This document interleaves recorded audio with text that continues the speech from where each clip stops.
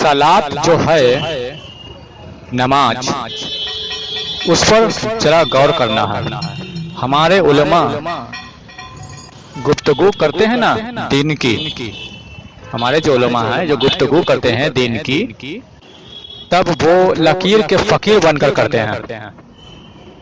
जब एक लफ्ज के एक ही माना उनको मालूम हो तो फिर गलती का एहतमाल बढ़ जाता है। हमारे यहाँ दीन जो है उसको बाकायदा सिखाया नहीं जाता। हमारे मुसलमानों को भी उस पर गौर करना चाहिए कि जिस तरह वो इंजीनियर बनना चाहते हैं तो उसकी तालीम हासिल करते हैं ना बाकायदा। इंजीनियर बनने के लिए उसकी तालीम हासिल करते हैं, डॉक्टर बनने के लिए उसकी तालीम हासिल करते हैं बाकायदा। इसी तरह दीन की तालीम बाकायदा हर मुसलमान को हासिल करनी चाहिए। अब अवामुन नास के लिए एक जरिया रह जाता है, आम आदमी के लिए एक जरिया रह जाता है कि वो मस्जिद में जाकर वो उलमा का खुतबा सुने। और कहा भी ये जाता है कि जुमे के नमाज में खुतबे से पहले पहुंचे ताकि खुतबा आवाम सुने, आम मुसलमान खुतबा सुने, खुतबे से पहले पहुंचे ताकि खुतबा आप सुने, ये कहा भी जाता है। अच्छा, मुसीबत ये है कि हमारे आवाम को अरबी जबान नहीं आती। कम से कम कोई आलिम ऐसा होना चाहिए, ऐसा हो कि जो जुमे का खुतबा दिया जाता है मसनून, अगर उस खुतबे का तर्जुमा भी हमारे आवाम को बताया जाए तो आप यकीन करें उस खुतबे से बेहतर कोई तबलीग नहीं है दीन की। खुतबा जो होता है जो जुमे का, उसमें क्या नहीं है, सब कुछ है। और एक हदीस शरीफ में भी आया है, नबी पाक सल्लल्लाहु अलैहि वसल्लम ने फरमाया, मुस्लिम शरीफ की ये हदीस है, नबी करीम सल्लल्लाहु अलैहि वसल्लम ने फरमाया कि हुसूले इल्म हर मुसलमान मर्द और हर मुसलमान औरत पर फर्ज है। मतलब इल्म सीखना, इल्म जानना हर मुसलमान मर्द और औरत दोनों पर फर्ज है, हुजूर पाक ने फरमाया। आज क्या है, आज जो हमारा रिवाज है हमारे मुआशरे में, वो क्या है, मदरसे में जो इल्म हासिल करने के लिए जाएगा वो आलिम बनने के नियत से जाएगा या फिर हाफिज बनने के नियत से जाएगा। उलमा के अलावा कोई और जा रहा है मदरसे में दीन हासिल करने के लिए? नहीं जा रहा है ना, नहीं जा रहा है। या तो उलमा बनने का नियत या तो हाफिज बनने के इरादे से जाएगा, उसके अलावा और कोई जा रहा है मदरसे में दीन हासिल करने के लिए? नहीं जाता। आपके ऊपर तो फर्ज है, नबी पाक ने फरमाया, मुस्लिम शरीफ की ये हदीस है, और आपके ऊपर तो फर्ज है। और उन माँ बाप से जरा पूछें जो दुनियावी तालीम तो अपने औलाद को दिलवा रहे हैं, क्यों? अगर नहीं दिलाई तो बड़ा होकर क्या करेगा? ये झाड़ू लगाएगा, पोछा लगाएगा, आम का ठेला लगाएगा या फिर दही बड़े का ठेला लगाएगा। अच्छे पैसे कमाए, इसके लिए उसको स्कूल और कॉलेज में भेजते हैं माँ बाप अपने औलाद को। और तुमको ये याद नहीं रहा कि मोहम्मद रसूलुल्लाह ने फरमाया है कि तुमको इल्म हासिल करना हर मुसलमान औरत और मर्द पर फर्ज है? ये याद नहीं रहा? वो कौन सा इल्म?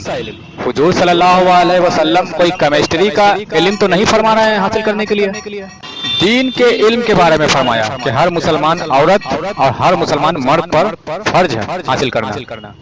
आज अगर हर मुसलमान अपने गिरेबान में झांक कर देखे, पूछे अपने आप से कि हमने मोहम्मद रसूलुल्लाह की इतनी बड़ी नसीहत को फरामोश कर दिया, भुला दिया, अपने दिमाग से जहन से ही निकाल दिया, और फिर अपने आप को सुन्नतों के दावेदार भी हैं बने हुए। इतना जान लो, जाहिल आदमी को रब ने कभी अपना दोस्त नहीं बनाया।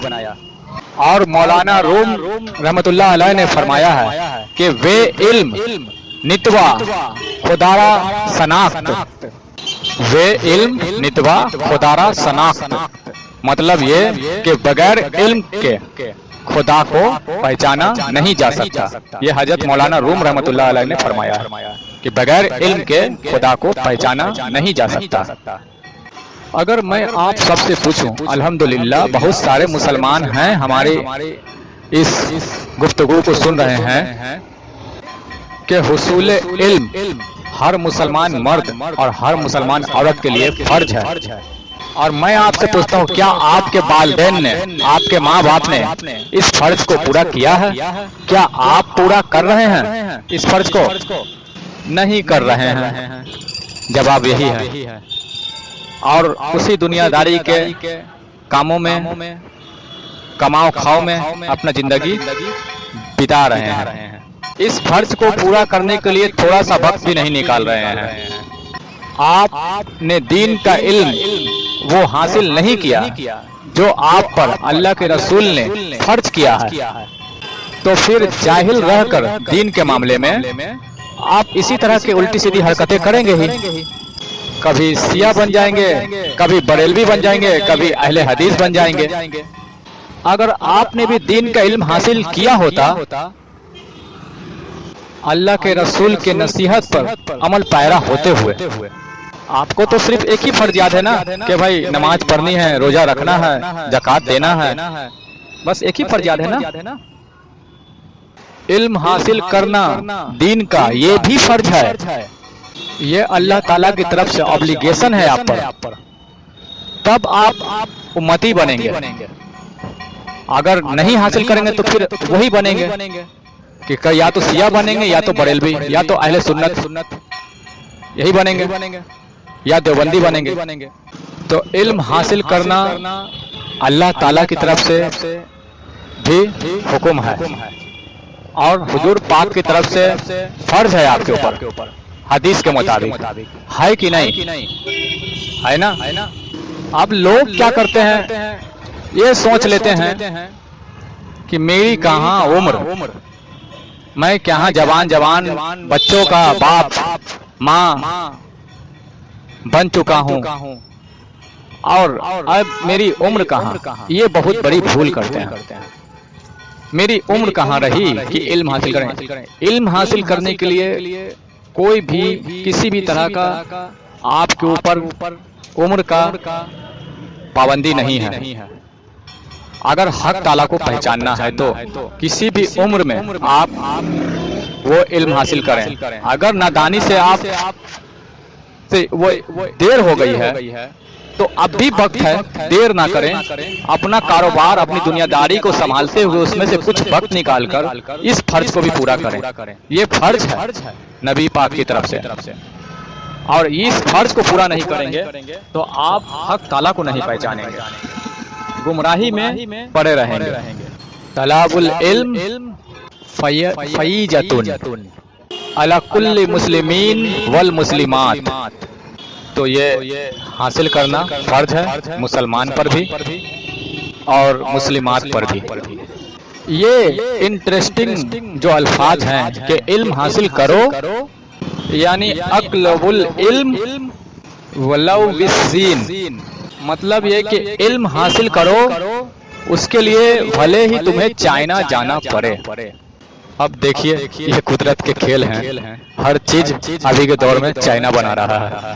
देखिए हुजूर ने जो चाइना जाने के बारे में फरमाया, और देखिए ये कुदरत की खेल कि हर चीज आज चाइना बना रहा है। चाइना ही आगे है इल्म के मामले में, हर चीज चाइना बना रहा है। जाहिर इल्म के मामले में हर चीज आज चाइना ही बना रहा है। ये कुदरत के खेल हैं। और हुजूर ने 1450 साल पहले फरमाया कि इल्म हासिल करो भले ही तुम्हें चाइना जाना पड़े। आज कुदरत का खेल देखिए कि आज सारी चीजें चाइना ही बना रहा है, हर चीज में चाइना ही आ गया। हुजूर का ये मतलब नहीं था कि चाइना में कोई इल्म दफन होगा और वहां से उस इल्म को ढूंढ के लाना पड़ेगा आपको। ये कहने का मतलब नहीं था। मेरा कहना यह है कि मेरा जो समझ है उस हिसाब से मैं अंदेशा लगा सकता हूँ कि उस वक्त हुजूर के जमाने में चाइना जाना जो होगा वो बड़ा दुश्वार होगा। हुजूर के जमाने में चाइना जाना जो होगा वो बड़ा दुश्वार होगा, और उस दुश्वारी को मद्देनजर रखते हुए इस तरह से हुजूर ने फरमाया होगा कि भले ही चाइना जाना पड़े। यानी कठिन रास्ता ही क्यों ना हो, चाइना तक भी जाना पड़े तुम्हें इल्म हासिल करने के लिए तो जाओ। ये हुजूर का समझाने का तरीका था लोगों को। अब ये बात हुजूर पाक ने किसको कहा था? सोचने की बात है। मुझे कहा था, आपको कहा था, या इस दौर के लोगों को कहा था? सोचने की बात है। हम लोगों को नहीं ना कहा था, ये उस दौर के सहाबा इकराम को हुजूर पाक ने कहा था। ये उस दौर के सहाबा ही थे ना, उनको ही कहा था। जाहिर सी बात है, कुरान तो उनके पास था, तो फिर हुजूर पाक उनको चाइना क्यों भेज रहे थे? सोचने वाली बात है ना। कुरान भी था उनके पास, हुजूर भी थे साथ, फिर भी हुजूर चाइना भेजने की क्यों बात कर रहे हैं? सोचने वाली बात है ना।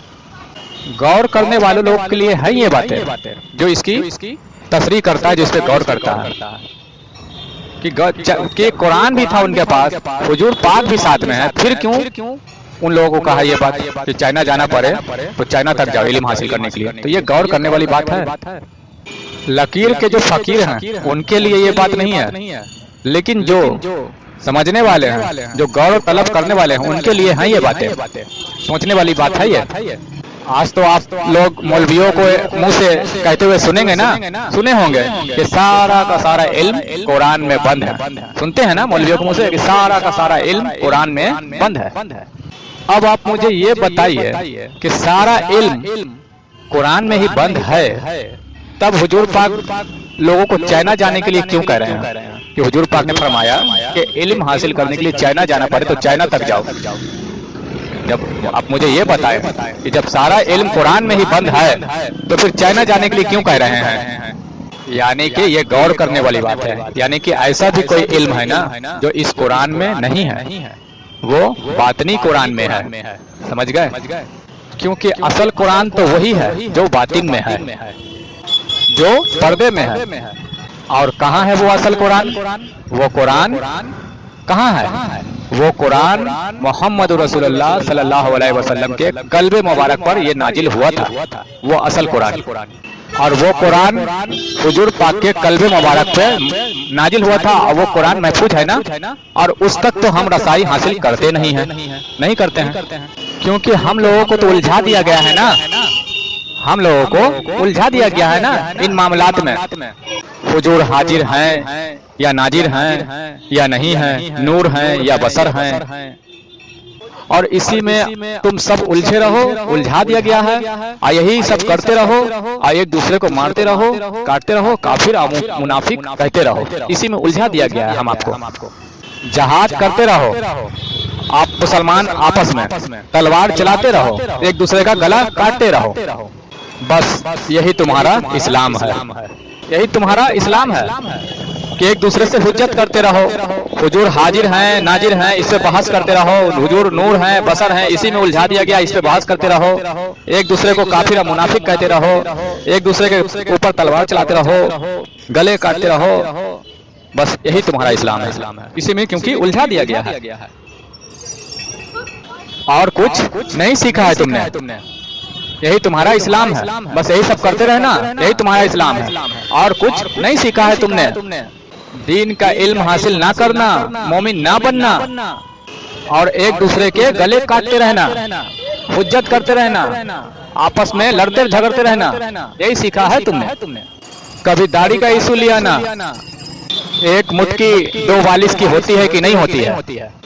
एक मुट्ठी 2 वालिस की होती है कि नहीं होती है? कभी इमामे के रंग पर ही लड़ाई करना, कभी हुजूर के नूर और बसर होने पर लड़ना झगड़ना। मोमिन बनने की कोशिश ना करना, उस कुरान तक पहुंचने की कोशिश ना करना जो हुजूर के सदर अनवर में महफूज है। हुजूर के सदर अनवर में महफूज है, उस कुरान तक पहुंचने की कोशिश ना करना, बस यही सब करना। उस कुरान तक पहुंचने की कोशिश ना करना जो हुजूर के सदर अनवर में महफूज है, जिसकी अल्लाह ताला ने जमानत ली है कि हिफाजत करेगा वो। अल्लाह ताला ने जमानत ली है कि उस कुरान की हिफाजत करेगा वो। उस कुरान तक पहुंचने की कोशिश ना करना। ये जो तुम्हारे हाथ में कागज पे प्रिंट की हुई कुरान है, इसकी हिफाजत का जिम्मा तो अल्लाह ने नहीं लिया था ना। क्योंकि जिस वक्त भी ये आयत उतरी थी, उस वक्त ये कुरान इस सूरत में था ही नहीं। जिस वक्त आयत उतरी थी, नाजिल हुई थी, उस वक्त ये कुरान इस सूरत में था ही नहीं। आप बताइए क्या था? क्या जब कुरान नाजिल हुआ था, जब सूरत उतरी थी, तो क्या वो इस सूरत में थी जो आपके हाथ में, आपके घर में है? था क्या? नहीं था इस सूरत में। बस इन्हीं लड़ाई झगड़ों में जिंदगी गुजर रही है मुसलमानों की। उनसे बहस कर रहे हैं, उनसे बहस कर रहे हैं, उनसे हुज्जत कर रहे हैं। बस इन्हीं लड़ाई झगड़ों में जिंदगी कट रही है मुसलमानों की। वो उस फिरका को दे रहा है गाली, तो वो उस फिरके को दे रहा है। बस इन्हीं में जिंदगी गुजर रही है मुसलमानों की। मार धार, लड़ाई झगड़े, फतवा बाजी, बस इसी में कट रही है। अल्लामा इकबाल ने फरमाया था कि ये हैं वो मुस्लिम जिन्हें देखकर शर्माएंगे यहूद। ये है वो मुस्लिम जिन्हें देखकर शर्माएंगे यहूद। ये हजरत अल्लामा इकबाल ने फरमाया था। तुम में हूरों का कोई चाहने वाला ही नहीं, जलवाए तूर तो मौजूद है, मूसा ही नहीं। जलवाए तूर तो मौजूद है, पर मूसा ही नहीं। तो सलात की कई इकसाम है। ओरिजिनल जो सलात है, ओरिजिनल उसका माना है किसी का नाम लेना और उसके नाम से जो नूर बने उसको भेजना। किसी का नाम लेना, ये जिसमें कयाम और काद और सजदा होता है, ये सलात की एक सूरत है सिर्फ। कुरान ने कभी भी नहीं कहा कि आप सलात को पढ़ें, बल्कि यूं कहा कि आप उसको कायम करें। फजर की जो आप नमाज पढ़ते हैं, जोहर की, असर की, क्या आप उसको कायम करते हैं? चलिए छोड़िए, बता दीजिए कि कायम करने का मतलब क्या है, बता दीजिए। यूं तो इंजीनियर भी हो, शेखुल इस्लाम भी हो, कम से कम ये तो बताओ कि मुसलमान भी हो। बस एक ही रट लगा रखिए, नमाज पढ़ो, नमाज पढ़ो, नमाज पढ़ो। तो जब अल्लाह ताला फरमाता है इन्नल्लाह व मलाइकतु युसल्लू अलन नबी, तो क्या अल्लाह नमाज पढ़ रहा है? ये नमाज तो नहीं है ना। सलात में और जिक्र में जरा सा फर्क है। पूछिए क्या है, जानिए क्या है। वो ये है कि पहले जिक्र आता है और जिक्र तरक्की करके सलात बन जाता है। जिक्र का क्या मतलब है? नाम के जरबे लगाना, यानी कि रब ताला के नाम के जरबे लगाना, जिक्र का ये माने। जब उस नाम के जरबे से नूर बने और वो नूर हमारे अंदर आ जाए, फिर रब का तसब्बुर और ख्याल रहना, ये आपके कल्ब की सलात है। मतलब कल्ब की नमाज है ये कल्ब की सलात है।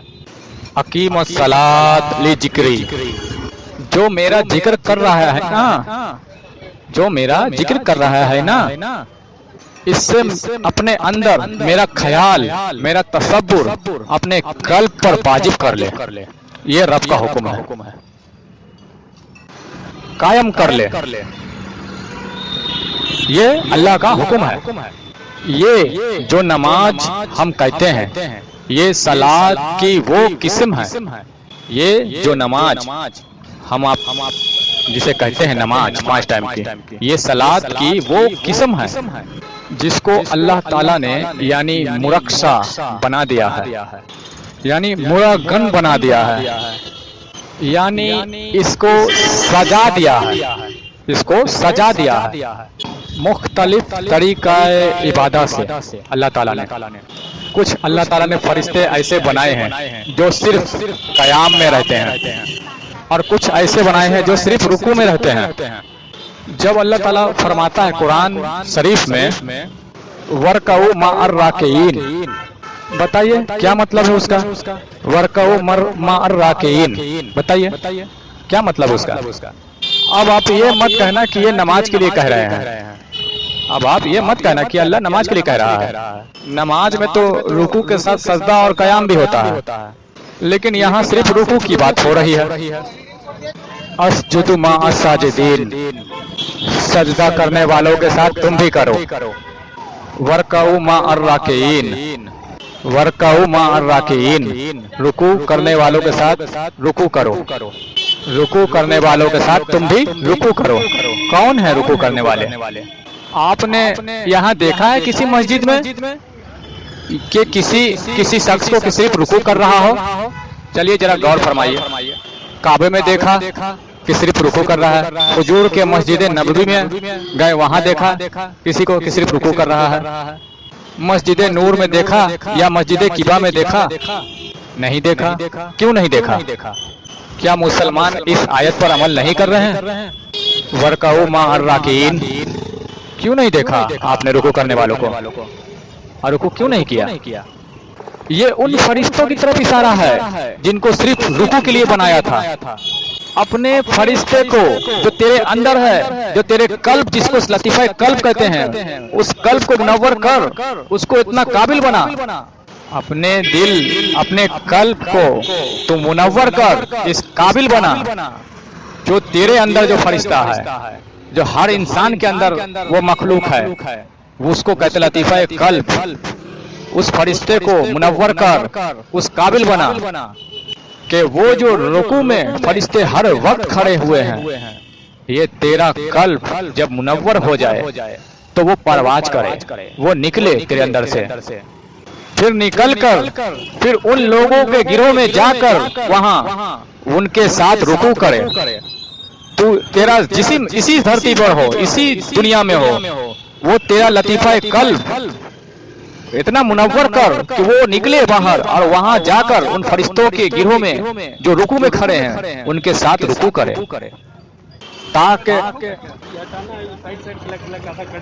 تاکہ ان فرشتوں کو بھی پتہ چلے کہ بھائی ہم اکیلے نہیں ہیں صرف رکوع میں، نیچے سے بھی وزٹر آئے ہوئے ہیں، نیچے سے بھی آئے ہوئے ہیں، اور یہاں تو آئے ہوئے ہیں اور زمین پر بھی موجود ہیں، تاکہ ان فرشتوں کو بھی پتہ چلے کہ یہاں بھی آئے ہوئے ہیں اور زمین پر بھی موجود ہیں، اور انہیں پتہ چلے فرشتوں کو کہ زمین پر بھی رکوع و سجدہ کر رہے ہیں، زمین پر بھی موجود ہیں، زمین پہ بھی رکوع و سجدہ کر رہے ہیں، اور ان کے اندر کی چیزیں مخلوقیں نکل کر فرشتوں کے ساتھ بھی رکوع و سجدہ کر رہے ہیں. قلب میں اللہ کی یاد کا جم جانا، قلب میں اللہ کی یاد کا جم جانا، استقرار پکڑ لینا، اور آپ کے حواس پر اللہ کا چھا جانا، اس کا خیال آپ کے ذہنوں اور دماغ سے نہ نکلے، اس رب تعالیٰ کی ذات کا خیال اور رب کائنات کا خیال آپ کے ذہنوں اور دماغ سے نہ نکلے، یہ صلاۃ ہے، یہ ہے اصل صلاۃ. اب اللہ رب العزت نے اپنے محبوب کو تحفہ دیا نماز کا. یہ تحفہ کیوں کہلایا؟ کسی اور امت کو نماز عطا نہیں ہوئی، کسی اور امت کو نماز عطا نہیں ہوئی، تو پھر ہماری یہ نماز میں ہے کیا خاصیت؟ کچھ فرشتے ایسے بنائے اللہ نے جو صرف قیام میں ہیں، اور کچھ فرشتے اللہ نے ایسے بنائے جو صرف رکوع میں ہیں. اب جس فرشتے کو رکوع کے لیے بنایا وہ قیام میں بھی چلا جائے، یہ اجازت ہی نہیں. یہ نہیں ہے کہ جس فرشتے کو رکوع کے لیے بنایا وہ قیام میں بھی چلا جائے، اجازت ہی نہیں ہے. جس کو سجدے کے لیے بنایا وہ سجدہ کرے گا، نہ رکوع کرے گا نہ قیام میں جا سکتا ہے. اور ان سب کی ایک مجموعی عبادت لے کے حضور کی امت کے لیے اللہ نے ایک نئی عبادت بنائی کہ تیرا قلب صلاۃ دائمی میں رہے، تیرے اندر کی جو مخلوق ہے جس کو لطیفہ قلب کہتے ہیں، تیرا قلب صلاۃ دائمی میں رہے، دل میں اللہ کا نقش یعنی کہ اس میں ذات اللہ کا نام، اس کی یاد جم جائے، استقرار پکڑ لے، اور جسم کے طور پر تو رکوع بھی کرے، جسم کے طور پر ظاہر میں تو رکوع بھی کرے جو فرشتوں کو اللہ نے اجازت دی، قیام بھی کرے جو دوسرے فرشتے کو جس کے لیے صرف قیام کے لیے بنایا وہ جسم سے ظاہر میں قیام بھی کرے، اور پھر تو سجدے میں بھی جائے جو ملائکہ کے لیے اللہ نے مخصوص کیا تھا. تو سارے ملائکہ، سارے فرشتوں کی عبادت کو یکجا کر کے وہ ظاہری صلاۃ بنائی، سارے ملائکہ اور فرشتوں کی عبادت کو یکجا کر کے تیری صلاۃ بنائی، وہ ظاہری صلاۃ کہلائی، اسے ظاہری صلاۃ کہتے ہیں، اسے ظاہری صلاۃ تیرے لیے بنائی اللہ نے. اور باطنی صلاۃ قلب میں رب کی یاد کا جم جانا، مستقل ہو جانا، استقرار پکڑ لینا، یہ بھی تجھے عطا کر دی.